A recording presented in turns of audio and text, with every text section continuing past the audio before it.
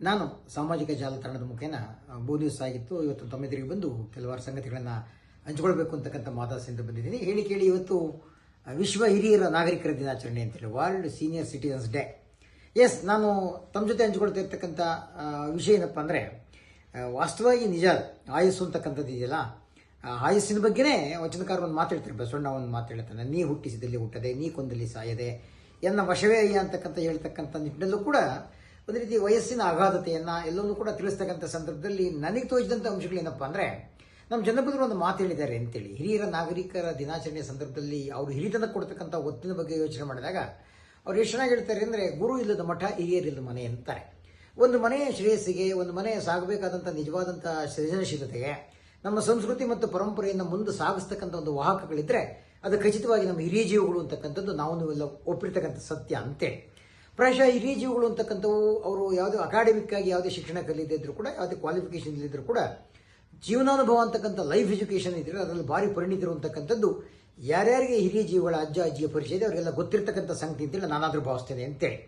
ಪ್ರಾಯಶಃ ಇಂಥ ಸತ್ಯವನ್ನು ಮನಗಂಡಂಥ ನಮ್ಮ ಸರ್ವಜ್ಞ 15ನೇ ಶತಮಾನದಲ್ಲಿ ಒಂದು ಮಾತು ಹೇಳ್ತಾನೆ, ಮಜ್ಜನಕ್ಕೆ ಮಡಿಲೇಸು, ಉಣಲು ಕಜ್ಜಾಯ ಲೇಸು, ಊಟಕ್ಕೆ ಮಜ್ಜಿಗೆ ಲೇಸು, ಮನೆಗೊಬ್ಬ ಅಜ್ಜ ಅಜ್ಜಿ ಲೇಸೆಂದ ಸರ್ವಜ್ಞ ಅಂತಾನೆ.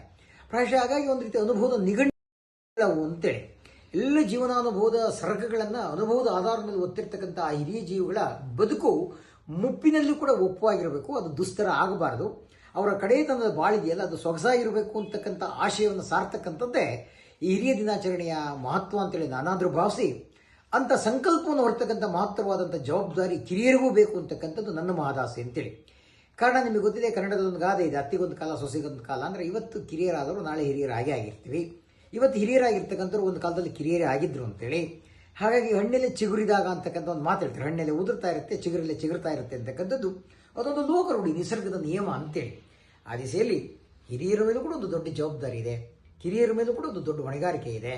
ಯಾವತ್ತೂ ಕೂಡ ಹಿರಿಯರ ಸಹನೆಯ ತಳಹದಿಯ ಆಧಾರದ ಮೇಲೆ ಆ ಕಿರಿಯರು ಅಂತ ಏನು ಹೇಳ್ತೀವಿ, ಯುವಕರು ಅಂತ ಏನು ಹೇಳ್ತೀವಿ, ಅವರ ಉತ್ಸಾಹದ ಸೌಧವನ್ನು ನಿರ್ಮಾಣ ಮಾಡಿದ್ದೆ ಆದರೆ ಬದುಕಿನಲ್ಲಿ ಒಂದು ನೆಮ್ಮದಿಯ, ಒಂದು ಆಶಯದ ತಾಣವಾಗಿ ಇದೊಂದು ಜೀವನದ ಆಯಸ್ಸಿಗೆ ಒಂದು ಮೈಲೇಜ್ ಅಂತೀವಲ್ಲ, ಒಂದು ಬಾಳಿಕೆ ಬರ್ಬೋದು ಅಂತಕ್ಕಂಥದ್ದು ನನ್ನಾದರೂ ಸದಾಶಯ. ಇವತ್ತು ಪ್ರಸ್ತುತ ಸನ್ನಿವೇಶದಲ್ಲಿ ಅನೇಕ ಸಂದರ್ಭದಲ್ಲಿ ಪ್ರಾಯಶಃ ಹಿರಿಯರನ್ನ ನಿರ್ಲಕ್ಷ್ಯ ಮಾಡ್ತಕ್ಕಂಥ ಸಂದರ್ಭದಲ್ಲಿ, ಹಿರಿಯರ ಬಾಳು ಒಂದು ಗೋಳಾಗ್ತಿರ್ತಕ್ಕಂಥ ಸಂದರ್ಭದಲ್ಲಿ ಹಿರಿಯರ ಬಾಳನ್ನು ಹಸನು ಮಾಡ್ತಕ್ಕಂಥ ಒಂದು ದೊಡ್ಡ ಜವಾಬ್ದಾರಿ ಕಿರಿಯರ ಮೇಲಿದೆ. ಹಿರಿತನಕ್ಕೆ ಅನೇಕ ವ್ಯಾಖ್ಯಾನಗಳು ಬಂದಿದೆ. 12ನೇ ಶತಮಾನದಲ್ಲಿ ಹಿರಿಯರಿಗೂ ಕೂಡ ಎಚ್ಚರಿಸ್ತಕ್ಕಂಥದ್ದು ವಚನವನ್ನು ಅಕ್ಕಮಾದೇವಿ ಹೇಳ್ತಾಳೆ. ಎಷ್ಟು ಚೆನ್ನಾಗಿ ಹೇಳ್ತಾಳಪ್ಪ ಅಂದರೆ, ಅಜಕೋಟಿ ಕಲ್ಪ ವೃಷದವರೆಲ್ಲ ಹಿರಿಯರೇ, ಉತ್ತೇರಿ ಬೆತ್ತ ಬೆಳೆದ ತಪಸ್ಸುಗಳೆಲ್ಲೂ ಎಲ್ಲ ಹಿರಿಯರೇ, ತಲೆ ನಡುಗಿ ಗುಡುಗೂರಿ ಬತಿಗೆಟ್ಟು ಒಂದು ನಾಡು ಹೋಗಿ 9 ನಡುವ ಅಜ್ಞಾನಿಗಳೆಲ್ಲೂ ಹಿರಿಯರೇ. ಪ್ರಾಯಶಃ ವಯಸ್ಸಾದ್ಮೇಲೆ ಇಂಥದ್ದು ಬಂದ್ಬಿಡುತ್ತೆ ಏನೋ ಅಂತೇಳಿ ಏನೇನೋ ಮಾತಾಡಕ್ಕೆ ಹೋಗ್ತಾರೆ. ಪ್ರಾಯಶಃ ಹಾಗಾಗಿ ಒಂದು ರೀತಿ ಸಮಾಧಾನಕ್ಕೆ ಗೊಂದಲ ತರ್ತಕ್ಕಂಥದ್ದು ಇಟ್ಟಲ್ಲಿ ಅವರೆಲ್ಲ ಹಿರಿಯರಲ್ಲ. ಅದಕ್ಕೆ ಕಡೆಗೆ ಚನ್ನಬಸವಣ್ಣ ಹೇಳ್ತಕ್ಕಂಥ ಮಾತು, ಅಕ್ಕಮಾದೇವಿಯನ್ನು ಕುರಿತು ಚನ್ನಬಸವಣ್ಣ ಹೇಳ್ತಕ್ಕಂಥ ಮಾತು ಅಂತೇಳಿ ಕಡೆಗೆ ಆವಾಗ ಎಷ್ಟು ಚೆನ್ನಾಗಿ ಹೇಳ್ತಾರೆ ಅಂದರೆ, ಮರೆವ ಕಳೆದು ಅರಿವ ತೋರಿ ಹಿರಿದು ಕಿರಿದೆಂಬ ಬರದ ಬೆರದಲ್ಲಿ ಬೇರಿಲ್ಲದಪ್ಪ ಹಿರಿತನ ನಮ್ಮ ಶರಣೆ ಮಹಾದೇವಿ ಅಕ್ಕಂಗಾಯಿತು ಅಂತಕ್ಕಂಥ ಒಂದು ಸರ್ಟಿಫಿಕೇಟ್ ಅನ್ನು ದೃಢೀಕರಣವನ್ನು ಕಿರಿಯರಾಗಿರ್ತಕ್ಕಂಥ ಅಕ್ಕಮಾದೇವಿ ಬಗ್ಗೆ ಕೊಡ್ತಾರೆ. ಅಂದರೆ ಒಂದು ಸಹಜವಾದಂಥ ಒಂದು ಸಮನ್ವಯದ ಸೂತ್ರ ಇದೆ. ಹೆಂಗಪ್ಪ ಅಂದರೆ, ಕಿರಿಯರಾದವರು ಕೂಡ ಅವ್ರ ವಯಸ್ಸಿನಲ್ಲಿ ಎಷ್ಟು ದೊಡ್ಡ ಮನುಷ್ಯಪ್ಪ, ಅವನ ವಯಸ್ಸಿನಲ್ಲಿ ಕಿರಿಯರಾಗಿರ್ಬೋದು, ಆತ ದೊಡ್ಡ ಮಾತಾಡ್ತಾನೆ, ದೊಡ್ಡತನ ಅಂದರೆ ಅದು ಕಿರಿಯರು ಅನುಸರಿಸಬೇಕಾದಂಥ ಅಂಶ. ಹಾಗೆ ಹಿರಿಯರ ಬಗ್ಗೆ ಒಂದು ಮಾತಾಡ್ತಾರೆ, ಭಾರಿ ವಯಸ್ಸಾಗಿದೆ ಆದರೂ ಹುಡುಗಾಡ್ದಂಗೆ ಆಡ್ತಾನೆ, ಭಾರಿ ಚಿಲ್ಡ್ರಿ ಅಂದರೆ ಹಂಗೆ ಅನಿಸ್ಕೋಬಾರ್ದು. ಹಿರಿಯರಿಗೂ ಕೂಡ ಅವ್ರದೇ ಆದಂಥ ದೊಡ್ಡತನ ಅಂತಿರುತ್ತೆ, ಆ ಮೆಚುರಿಟಿ ಅಂತಿರುತ್ತೆ, ಆ ಪ್ರಬುದ್ಧತನವನ್ನು ಕಾಯ್ಕೊಳ್ಬೇಕು. ಹಿರಿಯರಾದಂಥ ಜೀವಗಳೇನಿದ್ದಾವೆ ಯಾವತ್ತೂ ಕೂಡ ನಕಾರಾತ್ಮಕ ಚಿಂತನೆಗಳಿಗೆ ತಮ್ಮ ಮನಸ್ಸನ್ನು ಬಲಿ ಕೊಡಬಾರ್ದು. ಏನೋ ವಯಸ್ಸಾದ ಸಂದರ್ಭದಲ್ಲಿ ಸಕಾರಾತ್ಮಕವಾದ ಚಿಂತನೆ, ಯಾವುದೋ ಅಧ್ಯಯನ ಇರ್ಬೋದು, ಯಾವುದೋ ಪೂಜೆ ಇರ್ಬೋದು, ಯಾವುದೋ ಧ್ಯಾನ ಇರ್ಬೋದು, ಯಾವುದೋ ಸಣ್ಣ ಸಣ್ಣ ಗಿಡಗಳಿಗೆ ನೀರು ಹಾಕೋದಿರ್ಬೋದು, ಇಂಥ ಒಳಿತನ್ನೇ ಬಯಸ್ತಾ ಆ ಕಾಲವನ್ನು ತಳ್ಳಬೇಕಾದಂಥ ಸ್ಥಿತಿಗೆ ಮೊದಲು ನಮ್ಗೆ ವಯಸ್ಸಾಗಿದೆ ಅಂತಕ್ಕಂಥದ್ದನ್ನು ಅರಿತು ಆ ಮುಖೇನ ಜಾಗೃತರಾಗಿರಬೇಕಾದಂಥ ಒಂದು ಹೊಣೆಗಾರಿಕೆ ಅವರ ಮೇಲೂ ಇದೆ. ಹಾಗೆ ಕಿರಿಯರಾದವ್ರಿಗೂ ಕೂಡ ಅವ್ರ ಬಾಳನ್ನ ಸಂತಸದಿಂದ ಸಂತೋಷದಿಂದ ನೋಡ್ಕೊಳ್ಬೇಕಾದಂಥ ಜವಾಬ್ದಾರಿಯನ್ನು ಎಚ್ಚರಿಸ್ತಕ್ಕಂಥದ್ದೇ ಪ್ರಾಯಶಃ ಜವಾಬ್ದಾರಿ. ಅನೇಕ ಹಿರಿತನಕ್ಕೆ ಸಂಬಂಧಪಟ್ಟಂಗೆ ನಾನು ಒಮ್ಮೊಮ್ಮೆ ಹೇಳ್ತಿರ್ತೀನಿ, ಹಿರಿಯರಾಗೇ ಬದುಕಬೇಕು ಅಂದರೆ ನಮ್ಮೊಂದು ಅನೇಕ ಮಾಡೆಲ್ಗಳಿದೆ, ಮಾತೃಶ್ರೀಗಳಿದೆ. ಅರಿವು, ಅನ್ನ, ಆಶ್ರಯ ದಾತರಾಗಿರ್ತಕ್ಕಂಥ 112 ವರ್ಷ ಅಂತ ಸಿದ್ಧಗಂಗಾ ಶ್ರೀಗಳ ಬದುಕಿನ ಯಶೋಗಾಥೆ ಇದೆ ನಮಗೆ ಹಿರಿಯರಾಗಿರಬೇಕು ಅಂತೇಳಿ. ಮಕ್ಕಳಿದ್ರೂ ಪರವಾಗಿಲ್ಲ, ಆ ಮರಗಳೇ ನನ್ನ ಮಕ್ಕಳು ಅಂತೇಳಿ ಸಾಕ್ತಂಥ ಸಾಲುಮರದ ತಿಮ್ಮಕ್ಕನ ಬದುಕು ನಮಗಿದೆ. ಪ್ರಾಯಶಃ ಸಂಗೀತ ಲೋಕಕ್ಕೆ ಅರ್ಪಣೆ ಮಾಡಿದಂಥ ಪುಟ್ಟರಾಜ ಗವಾಯಿಗಳ ಬದುಕು ನಮ್ಮ ಹತ್ರ ಇದೆ.